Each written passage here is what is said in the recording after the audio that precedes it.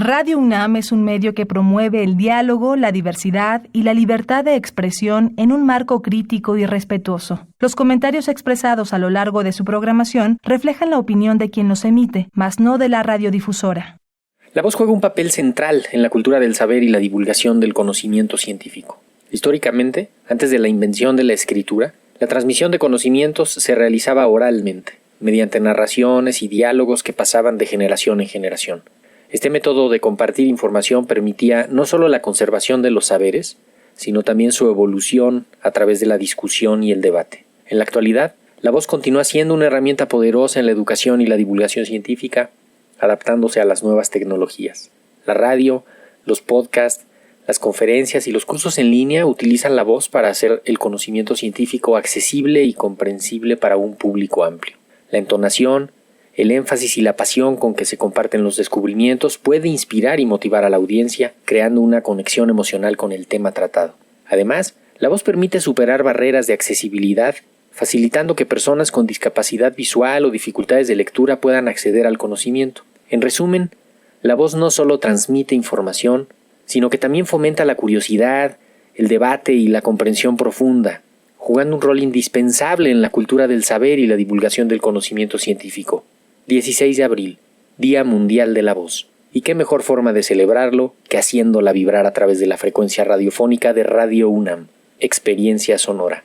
La actualidad. La actualidad. La actualidad. La actualidad demanda cuidar nuestra salud. Estar informados es nuestra mejor herramienta.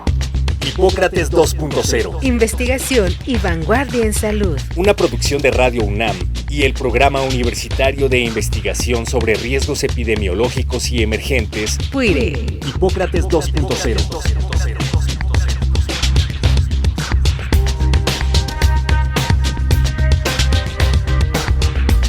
Hola, ¿qué tal? Bienvenidos a Hipócrates 2.0. Yo soy Mauricio Rodríguez, los saludo con muchísimo gusto como cada semana. Muchas gracias por estarnos escuchando nuevamente en Radio Universidad. En el programa de hoy queremos abordar un tema que ha estado en diversas noticias durante las últimas semanas, que tiene que ver con la influenza aviar, en particular en Estados Unidos. Varias noticias han dado cuenta de que se ha detectado el virus de la influenza aviar en unas granjas de vacas lecheras, en unos ranchos, incluso un caso en humanos. Es un virus que estamos habitualmente acostumbrados a verlo en otros lados. Se busca mucho, se cuida mucho, así que pues decidimos invitar a una experta en este tema, a la doctora Valeria Alanís de la Facultad de Veterinaria. Vamos a escuchar su cápsula curricular y regresamos para platicar de lleno con ella. Valeria Alanís Gallardo es egresada de la UNAM.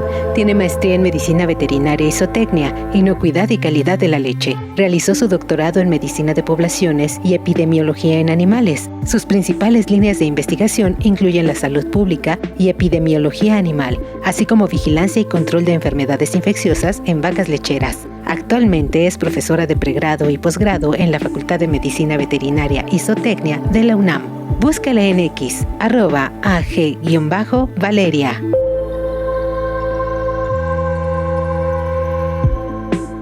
Muy bien, pues lo primero que es darte la bienvenida, Valeria. Muchísimas gracias por aceptar la invitación a Hipócrates 2.0. Muchas gracias por la invitación y honrada de estar aquí con ustedes. Muchísimas gracias. Oye, estamos acostumbrados a ver a los virus de influenza aviar, pues en las aves principalmente. Estamos muy preocupados que no se salte a los seres humanos. Pero cuéntanos un poquito qué ha estado pasando en las últimas semanas en los Estados Unidos respecto a este virus, en particular el virus de influenza aviar tipo H5N1, y en qué estamos. Ok, esto empezó a circular, se pudieron empezar a hablar, se pudieron empezar a dar noticias en Estados Unidos como de una enfermedad misteriosa que estaba atacando a ganado lechero.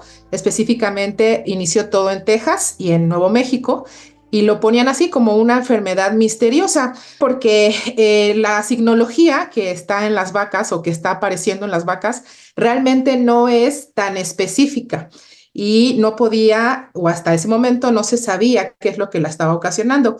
Empezó más o menos, se tiene ya un estimado de que empezaron estas apariciones a mediados de febrero ya más al final, inicios de marzo.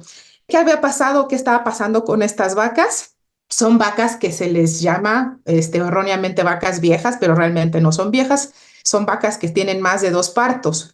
Han tenido 2 partos en este hato lechero o en estos ranchos lecheros y que están o llevan ya varios días dando leche, arriba de 150 días en leche. Nosotros les llamamos así, días en leche, quiere decir cuántos días llevan produciendo leche. ¿Qué signología? Por eso les decía que es una signología un poco inespecífica. Las vacas empiezan a bajar su producción de leche, es el signo más aparente, es del 10 al 20% lo que empiezan a perder de producción diaria. Las heces empiezan a ser muy secas, que es un signo de deshidratación. Empieza también a bajar su consumo de alimento y empiezan a disminuir su actividad ruminal. Esto, acuérdense, la vaca es un rumiante y tiene una actividad que tiene que remasticar y regurgitar su alimento 2 veces. Entonces, importante esto que digo de la actividad ruminal, porque en los hatos donde se empieza a detectar son hatos de muchas vacas, estamos hablando de más de 2,000 vacas en ordeño. Entonces ellos, todos los que trabajamos con vacas, se tiene la inspección o la vigilancia del estado de salud diario de estos animales. Entonces, en cuanto empieza a haber cambios, aunque sean mínimos, se va a la atención de estos animales, son extremadamente cuidados. Entonces empezó a ver esto y también empezó a haber unos cambios físicos en la leche ya no era normal, empezaba a ser un poco densa, más espesa e incluso amarillenta, tipo calostro, la estaban mencionando como un tipo calostro, y en algunos animales empezaba a haber fiebre. Pero toda esta signología que les comento, pues realmente no es muy específica de una enfermedad particular, ¿no? Puede ser una fiebre, puede ser incluso una mastitis, que es la inflamación de glándula mamaria, ¿no? Entonces, por eso le llamaban como la enfermedad misteriosa, porque por más que mandaban muestras para ver si era mastitis o para saber si era otro tipo de enfermedad, pues no salía, ¿no? Y después se les ocurrió entonces, ¿por qué no? Pudiese ser influenza. ¿Por qué? Porque también estaban apareciendo aves muertas en estos ranchos lecheros. Y pues resulta que sí, era influenza aviar, H5N1, y entonces por ahí empezamos, ¿no? Sí, incluso parte del, digamos, el distractor es esto, que no se parecía a nada como que te hiciera sospechar influenza, por eso no se busca de primera instancia influenza. Ya lo mencionabas, el papel de las aves, y aquí también quería como invitarte a reflexionar sobre el papel de las aves migratorias y otras especies, porque en los últimos 2 años hemos visto un cambio en el comportamiento de los virus de influenza aviar, en particular por el gran número de aves migratorias que se ha encontrado afectadas, pero además porque a su paso van infectando otros grupos de animales de diferente índole, o sea, lobos marinos, desde luego ranchos, ya sea que tienen aves o que tienen estos mamíferos. ¿Qué nos puedes comentar al respecto? Siempre que se menciona influenza, que centrarlo a que es influenza A. De hecho, entre el grupo de veterinarios ya queremos quitar esa parte de aviar o de otro tipo, porque es influenza A, ¿no? Entonces, la influenza es realmente todos los mamíferos y todos los animales son susceptibles. Obviamente hay unos en los que no es tan grave la enfermedad, como estamos viendo que está pasando en las vacas, pero sí, las aves migratorias, pues sí están teniendo un impacto. ¿Por qué? Porque por cualquier área en la que van a pasar, obviamente son hatos, pensemos que los hatos también hay mucho alimento, entonces también eso es importante para estos animales, pues pueden estar en este paso contaminando sobre todo también fuentes de agua, que incluso pudiese ser una fuente hipotética que se está poniendo ahorita como la fuente donde inició todo, ¿no? Pasaron por ahí, las vacas están encontrando el virus con estas fuentes de aguas donde pasaron estas aves, incluso estas aves migratorias que pudiesen tener contacto con las aves que de por sí de forma normal están en todos los hatos lecheros. Eso hay que ponerlo en realidad. Siempre va a haber aves, palomas, anates, demás en los hatos lecheros. Entonces, cuando aparece esta convivencia con los animales, con las aves migratorias, pues pudiese estar apareciendo ahí la fuente de contaminación o la fuente de infección. Tengo entendido que también es en Kansas, ¿no? Y Kansas, Texas, Nuevo México, que me imagino que son estados pues por los que pasan las aves que van hacia abajo y que van hacia arriba de regreso cuando empieza el calor, y esto pues los pone en riesgo.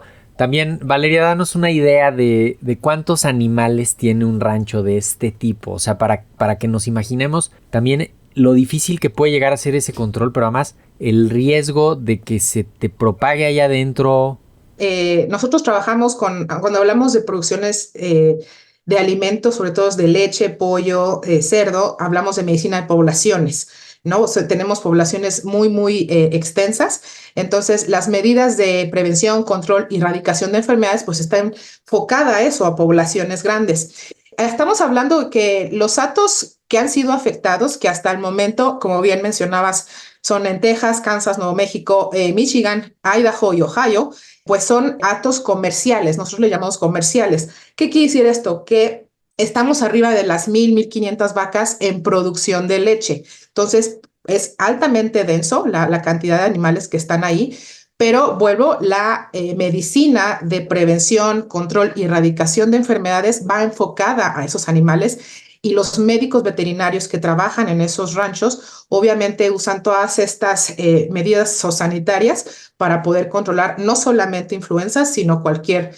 brote de enfermedad que aparezca. Entonces sí estamos hablando de mucha densidad de población, pero como todo es muy nuevo todavía, no sabemos si existe todavía o está apareciendo una transmisión de vaca a vaca. Todavía se está visualizando, y como se está secuenciando ahorita el virus, todavía no podemos decir si realmente está pasando este tipo de transmisión. Ya. De hecho, todo encendió más las alertas porque hubo un caso humano en Texas y fue algo atípico también. No era un caso clásico de influenza como con este catarro muy fuerte que luego se iba hacia insuficiencia respiratoria, sino más bien una persona que tenía conjuntivitis.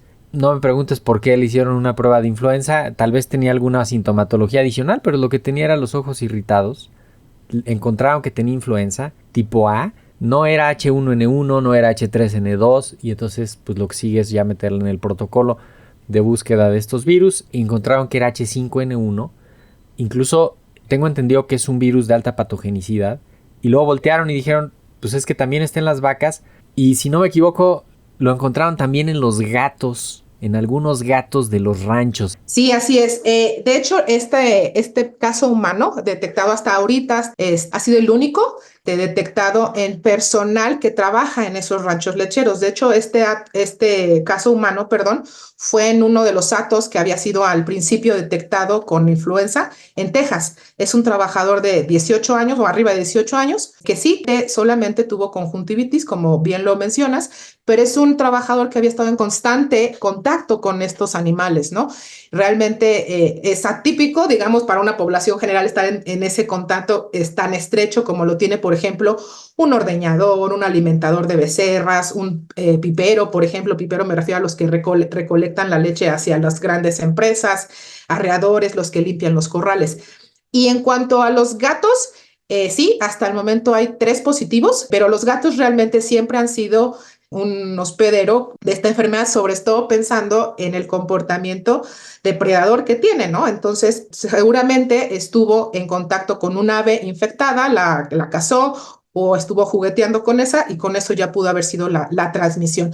Pero realmente aquí, importante mencionar de este caso humano, realmente ha sido el único de los trabajadores en todo un hato lechero o de los hatos lecheros que han aparecido afectados como confirmado. Entonces realmente vemos que, como bien comentabas, no fue un caso grave. Incluso en las vacas no es grave. El caso se recupera las vacas después de 2 o 3 semanas con un tratamiento de antiinflamatorios, sueros, y prácticamente no tiene mortalidad en vacas. Entonces, no está haciendo o no está pareciendo tan grave, y eso es también importante recalcar, que no haya esa emergencia o ese miedo, ¿no?, que se tiene. Las vacas no están muriendo por eso. No, te quería preguntar justo como qué riesgo representa para la salud humana, o sea. Sí, claro, incluso la Organización Mundial de la Salud acaba de hacer el comunicado en los días pasados de que eres un riesgo ocupacional de moderado a bajo ocupacional es la gente que trabaja con ganado. Para la población general, quiere decir la gente que no trabaja en esos ranchos lecheros, es muy bajo, o sea, incluso puede ser hasta nulo, ¿no? Porque no está en contacto con esos animales. El riesgo ocupacional está considerado todavía bajo a moderado. Entonces, eso es importante porque, volvemos, no está habiendo evidencia de que exista esa transmisión de vaca a persona tan alto, o que pudiese haber algún tipo de mutación o que haya cambiado esa forma de transmisión, ¿no? Incluso en persona a persona, la familia de este caso humano no presentó ningún síntoma, hasta el momento no se presentó ningún síntoma, pero se le dio profilaxis, ¿no? Pero vemos que también, incluso en el que ya estaba confirmado, no hubo transmisión hacia su familia más cercana. Oye, ¿y el virus está en el moco de la vaca, en la nariz, en la boca, o está en la leche? También esto, ¿qué riesgo representa para el que consume la leche? De hecho, la leche así cruda, pues no se debería de comer casi nunca, ¿no? Si está pasteurizada es suficiente, pero la orina, las heces, ¿dónde podría haber sido el contagio en particular de esta persona, también para entender el riesgo de contagio? Claro, a lo que hemos visto, como veterinarios, como gremio, me refiero, no que yo ya estaba ahí en ese punto, pero como gremio de veterinarios, lo que se ha visto es que ahorita este virus tiene afinidad para replicarse en tejido mamario, quiere decir donde se produce la leche, ¿no? En la glándula mamaria. Pero también se ha detectado en hisopados orofaringios, que es como no lo habitual, Okay, ¿no? De un virus respiratorio.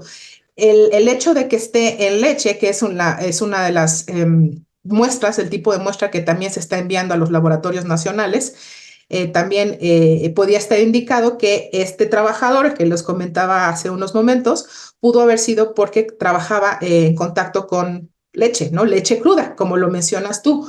Les digo que parece que tiene afinidad ahorita este virus por estar en tejido mamario, pero probablemente no había protección, sí. Perdón, Valeria, para eso el virus está en la nariz, en la garganta, se mete a la sangre, llega a la glándula mamaria. ¿Cómo es la dinámica? O sea, porque entiendo cuando es un medio externo, o sea, por ejemplo, a la nariz, pues sí me queda claro cómo llega el virus a la nariz, ¿no? Igual cómo llega a la garganta o al estómago, al intestino.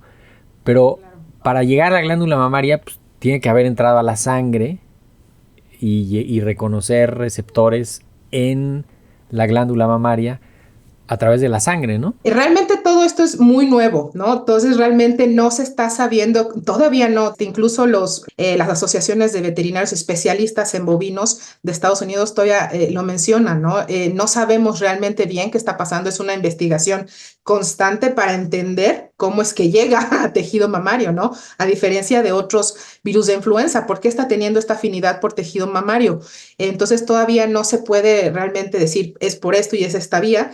Realmente ahorita va a empezar toda esta investigación de cómo es que está pasando, ¿no? Increíble, voy a especular. Imagínate que están sucias con lo que las ordeñan, no sé cómo se llaman, y que eso así está en contacto con todo el sistema, y ahí podría haber una contaminación retrógrada, ¿o no?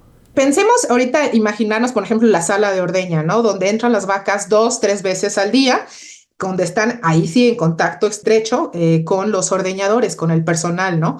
Estas salas de ordeña son grandes, pero al fin y al cabo son lugares donde al tener muchos animales en ese momento, pues hay gotitas que pudiese también estar por ahí, las gotitas o los sprayados nasales y respiratorios. Las vacas pueden estar estornudando, que es normal para las vacas estornudar luego, como cualquiera uno que de repente algo le pica y estornuda. Claro. Y ahí hay aerosoles. Claro, y ahí aerosoles. Los virus. Pudiesen estar ahí. Pudiese ser por eso que en esta área más cerrada a comparación de donde ellas están normalmente descansando de 18 a 20 horas, es donde esté pasando esto, ¿no? Porque es una zona cerrada donde hay esa cantidad de animales juntos y pudiese estar ahí, ¿no? Pudiésemos estar ahorita sospechando que ahí puede ser, pero volvemos. No sabemos si también pueda transmitirse por orina o por heces. Por lo mismo vemos que pudiese estar también eliminándose por ahí, ¿no? ¿Y el riesgo por consumir leche o sus derivados? Así, sí, me preguntan, ¿es seguro consumir leche? Sí, mientras sea pasteurizada. Y eso es independientemente si estemos hablando de influenza, si estemos hablando incluso vamos a tuberculosis y brucelosis, ¿no? Que son otras zoonosis importantes.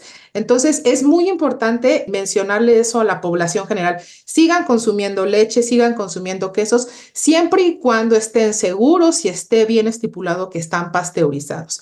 La pasteurización lo mata todo. Las zoonosis son las enfermedades que nos llegan de los animales, algunas de ellas justamente a través de leche o sus derivados, y el proceso de pasteurización implica ponerle temperatura, ponerle presión y matar a los bichos que están ahí. Entre esos, si estuviera el virus de influenza, se muere el virus de la influenza. Sí, totalmente. Incluso hay artículos científicos donde está más que comprobado que el virus de la influenza, vamos a llamarle el virus de la influenza, si había sido otra, vamos a hablar del virus de la influenza, es altamente termohábil, entonces va a morir a cierta temperatura, y pensemos sobre todo que las temperaturas que se utilizan ya en procesos industriales, sobre todo de leche y de la leche pasteurizada, la ultrapasteurizada, además, pues son temperaturas altísimas, ¿no? Que se está asegurando que cualquier microorganismo que sea potencialmente dañino para la salud del humano sea eliminado, ¿no? Ya. Y la mantequilla, la crema, los yogures,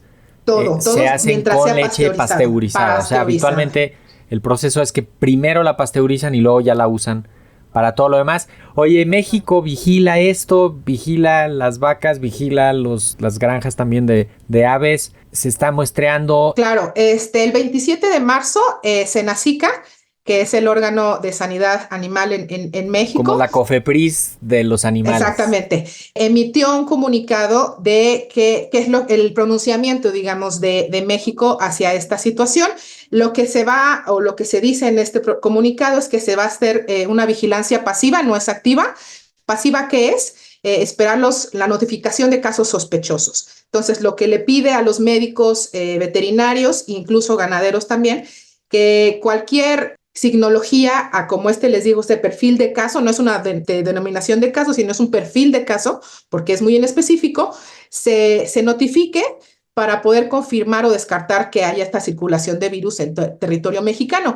Pero es esto, volvemos, importante ver que podemos haber estado ya con esta enfermedad en muchas partes, porque no son una signología mortal, ¿no? Por eso mismo se ha dicho, ya no se le va a decir a partir de ahora virus de influenza aviar en ganado bovino. Entonces, se va a mover hacia ahora, o sea, la denominación cuando estemos hablando de este virus es virus de influenza bovina A, porque la patogénesis observada no es para nada similar al aviar. Esa denominación, además, incluso puede haber ahorita un sesgo porque lo van a estar buscando más, lo van a encontrar más, como si cuando te pones a buscar algo, pues seguramente que es más probable que lo encuentres. Valeria Alanís, ¿con qué idea te quieres despedir? Primero, asegurarle a la población, a los que están escuchando, es que veterinarios, productores, investigadores están trabajando para entender primero y para limitar esta enfermedad lo más posible. Que existen procedimientos de bioseguridad que están siendo reforzados en los hatos lecheros, en las granjas lecheras,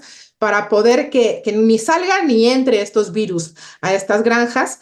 Entonces, se está vigilando totalmente que la mortalidad en vacas de este virus no es alta, e incluso le podemos decir que ni siquiera está relacionada a esta enfermedad, y que es muy seguro consumir leche pasteurizada. Entonces, asegurarse que la leche pasteurizada sea la que estemos consumiendo, y obviamente estar monitoreando las fuentes oficiales. No hay que irse por TikToks y demás, sino fuentes oficiales.